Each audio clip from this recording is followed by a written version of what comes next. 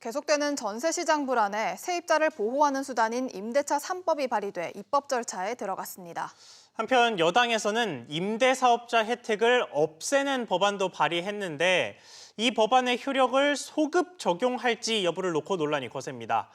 관련 내용 취재기자와 함께 자세히 이야기 나눠보겠습니다. 박연신 기자 나와 있습니다. 자, 박 기자.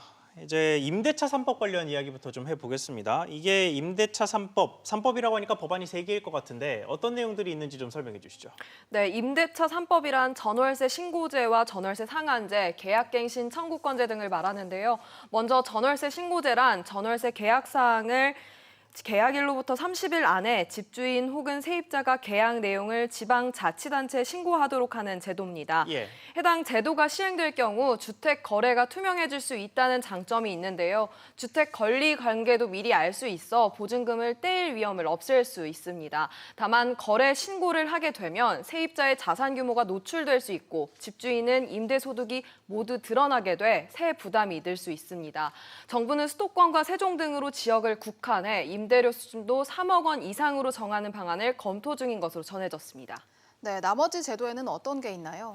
네, 이 전월세 상한제와 계약갱신 청구권제를 도입하는 법안은 그간 국회에 여러 차례 발의된 바가 있는데요. 이 전월세 상한제의 주된 내용은 임대료 증액을 기존 계약금의 5%를 넘지 못하게 하는 것, 계약갱신 청구권은 2년의 계약 기간을 최소 한 차례 이상 연장할 수 있도록 하는 제도입니다. 네, 중요한 건 이 법안들이 시행이 되면 제대로 시장에서 작동을 할 거냐라는 이 부분인데 전망이 좀 어떻게 나오고 있습니까? 네, 이 법안의 취지는 이 전세 시장을 보다 투명하고 급격한 전세값 상승을 막자는 건데요. 부작용도 미리 상정해 볼 필요가 있습니다. 예. 이 법 시행 전 집주인들이 보증금을 미리 많이 올리거나 전세 물량 자체가 줄어들 수 있다는 우려가 나오는데요. 여기에 저금리 상황에 전세를 월세로 돌리는 집주인들이 늘어날 가능성이 큽니다. 이 법 시행 이전에 치밀한 사전 준비가 필요해 보입니다.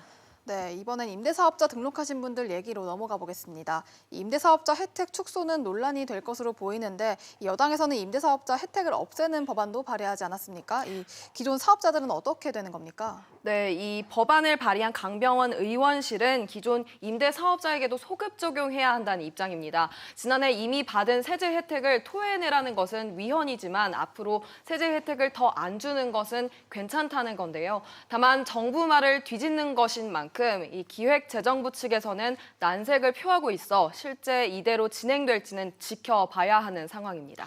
네, 임대사업 등록자들의 반발도 아마 만만치 않을 테니 상황을 좀 지켜봐야겠네요. 박 기자 이야기 잘 들었습니다.